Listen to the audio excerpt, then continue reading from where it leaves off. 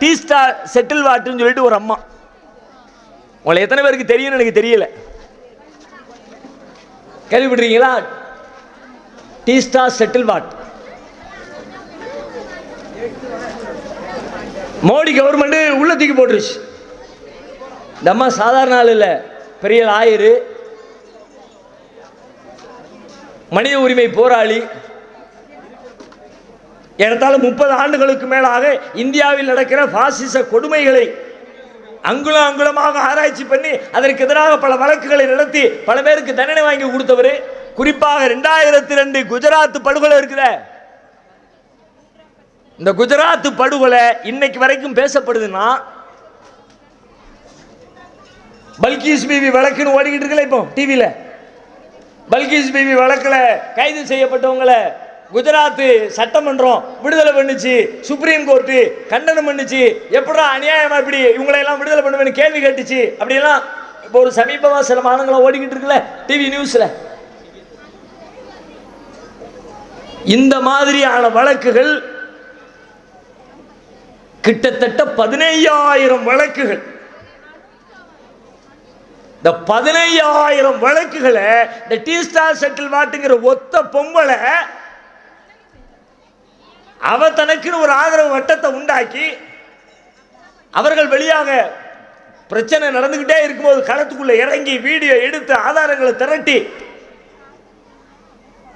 1500 வழக்குகள், 15,000 டாக்குமெண்ட்டுகள்.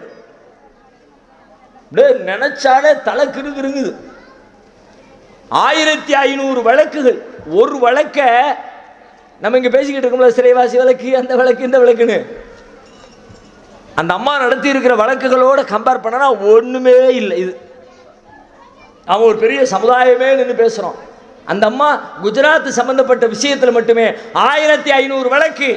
குஜராத்தில் நடந்த வழக்கை அங்கிருந்து தூக்கி வேற மாநிலத்துக்கு கொண்டு போய் 1500 வழக்கில் பல பேருக்கு தண்டனை வாங்கி கொடுத்து, பல பேருக்கு ஆயுள் தண்டனை வாங்கி கொடுத்து, இதுக்காக வேண்டி அந்த அம்மா உழைச்ச உழைப்பு இருக்கிற கோர்ட்ல சமைக்க அந்த அம்மா கொடுத்த டாக்குமெண்ட்டுகளின் எண்ணிக்கை 15,000 வகை டாக்குமெண்ட். வீடியோவா, ஆடியோவா, நேரடி ப்ரூஃபா, வேற வேற சான்றுகளா,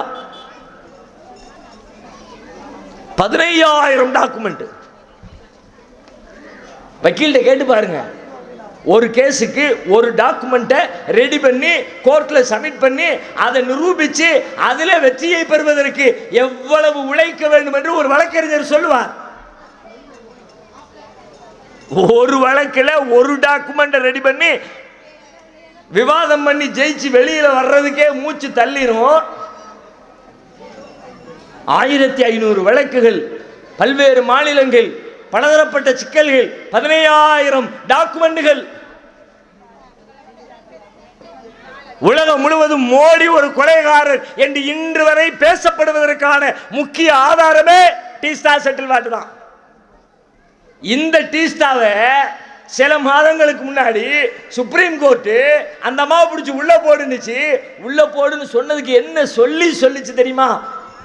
2002 நடந்த பிரச்சனைய இன்னும் உலகம் மறக்காம திரும்ப திரும்ப பேசிக்கிட்டே இருக்குதுன்னா, இந்தியாவை பத்தி உலக நாடுகளுக்கு மத்தியில் ஒரு அவப்பெயர் ஏற்பட்டிருக்குன்னா, இந்த அம்மா விடாம பேசிக்கிட்டே எழுதிக்கிட்டே போராடிக்கிட்டே இருக்கிறதுனால வர்ற சிக்கலே.